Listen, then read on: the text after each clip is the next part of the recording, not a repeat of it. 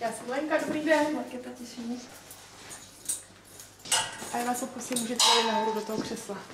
Ahoj, jmenuji se Lenka a ráda bych vám ukázala, jak si lehce a jednoduše učesat vlasy na ples. Na účes budeme potřebovat lak na vlasy, skřipky, pérka, nějaký hřeben, kulmu nebo žehličku na vlny. Záleží, co máte doma.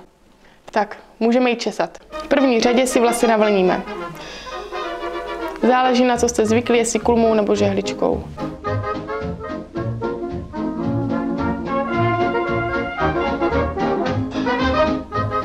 Až máme navlněnou celou hlavu, tak si vlasy pořádně prolakujeme. Lakujeme z dálky lakem slabší tuživostí.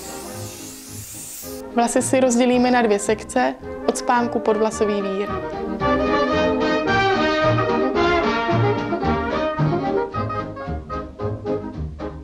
Super, vrchní partii sepneme sponkou.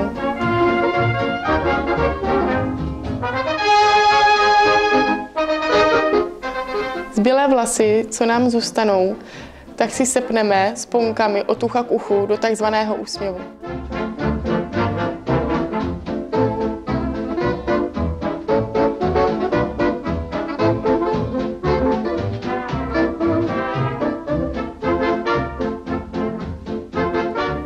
A ještě 2 do středu. Do takového úsměvu.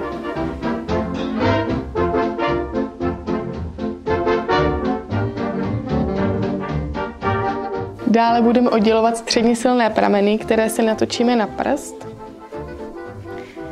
Jakoby lehce stupírujeme. A připevníme za konec k hlavě.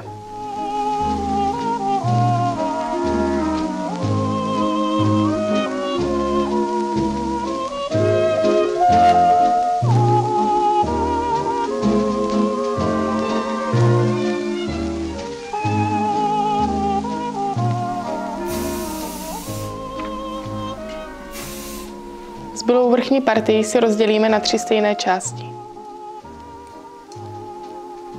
Začneme od zadního temene hlavy.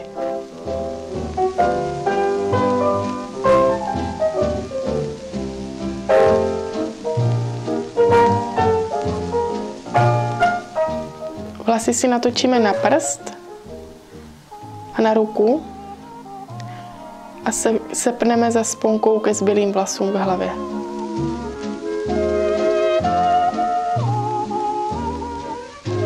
Úplně stejně pokračujeme i v další oddělené části.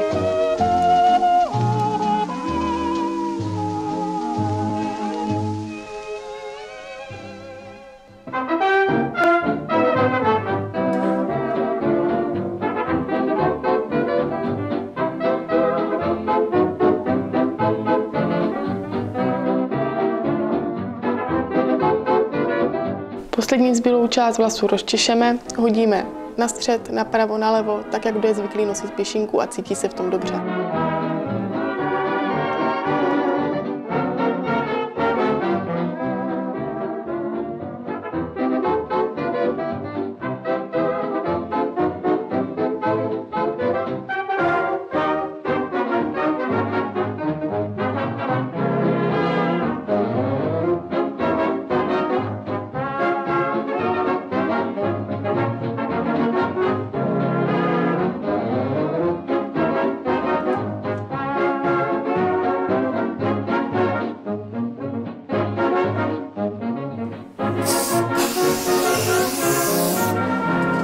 Hotovo, můžeme jít plesat.